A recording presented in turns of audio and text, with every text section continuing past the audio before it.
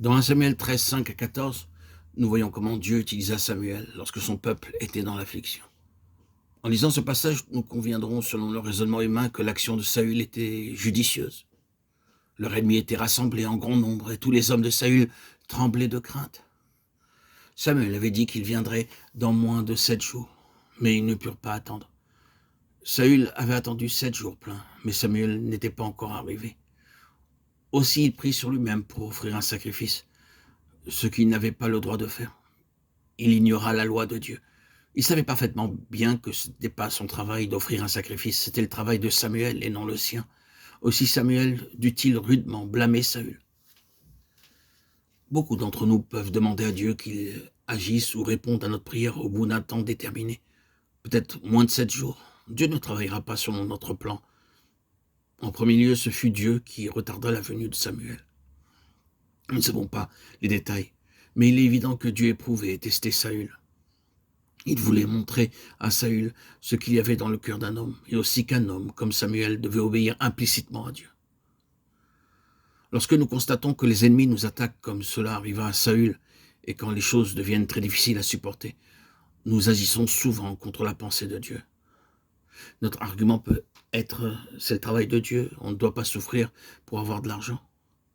Nous avons prié maintenant avec foi depuis tant de mois, et l'argent n'est pas venu.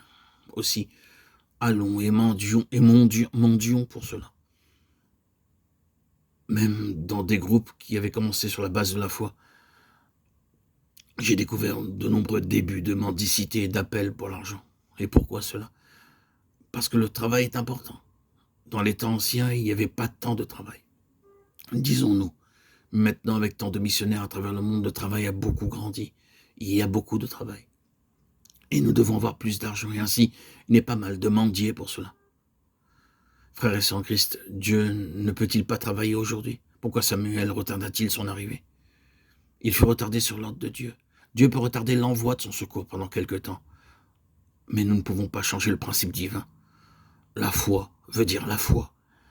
Si nous disons que nous avons la foi, ce doit être une foi vivante. Saül savait parfaitement bien que Dieu allait les délivrer par Samuel. Ce n'était pas la première fois que Dieu accomplissait un tel miracle.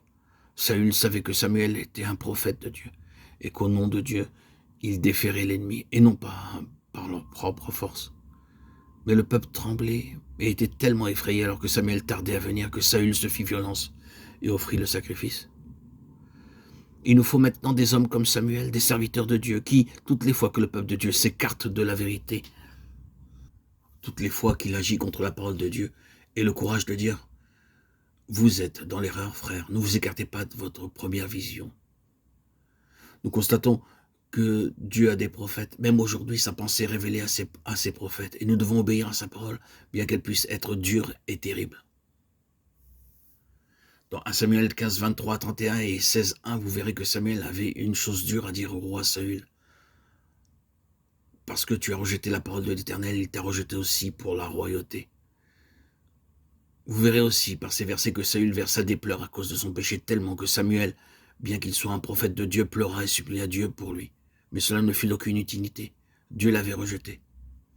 Si vous pensez que vous apportez une réforme parmi les dénominations, c'est une fausse espérance.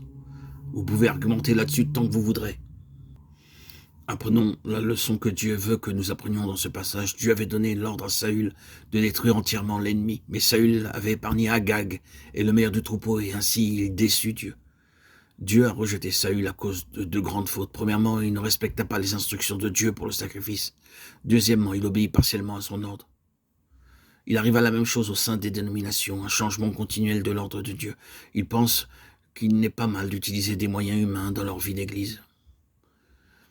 Il est absolument anti-scripturaire de désigner des anciens par le vote. Ils savent tous qu'avec ce système d'élection, ils amènent des conflits dans leur église. Cela commence à l'élection. Un parti est vainqueur et l'autre a perdu. Comment pouvons-nous justifier cette pratique alors que nous savons qu'elle n'est pas conforme aux Écritures? Aussi, de cette manière, des hommes inconvertis sont élus pour occuper des postes. C'est pourquoi Dieu n'agit pas pleinement dans ces assemblées. Ils peuvent être bénis sans doute, Dieu peut les utiliser pour sauver des âmes et apporter l'évangile, mais il ne peut pas pleinement les bénir. De la même manière, Dieu permit à Saül de demeurer roi pour quelque temps, mais il n'était plus réellement son vase au oint. Et Samuel, qui était un vieil homme, commença à pleurer. Il était désolé pour lui. Et il a dû prier, Seigneur, s'il te plaît, pardonne-lui, pardonne Saül. Je sais qu'il a fait une faute, mais il a fait du bien aussi. Mais Dieu lui dit, quand cesseras-tu de pleurer sur Saül? Je l'ai rejeté. 1 Samuel 16, 1. Vous pouvez penser qu'en coopérant avec les dénominations, nous pouvons leur apporter plus de lumière et les secourir. Cela ne marchera jamais. Vous pourrez voir quelques bénédictions, mais vous ne verrez jamais la gloire de Dieu comme les Écritures la montrent. Dieu voulait que le peuple vienne à sa pleine gloire. C'est ce qu'il cherchait. Il ne voulait pas seulement les délivrer des Philistins, ce qui demanda peu de temps, mais il avait un plus grand dessein pour Israël en tant que nation. Ils devaient être amenés dans leur héritage en Canaan et ils devaient voir Dieu travailler pleinement au milieu d'eux. C'était le plan de Dieu. Dieu veut des hommes selon son propre cœur et Samuel lui-même a dû apprendre cette leçon.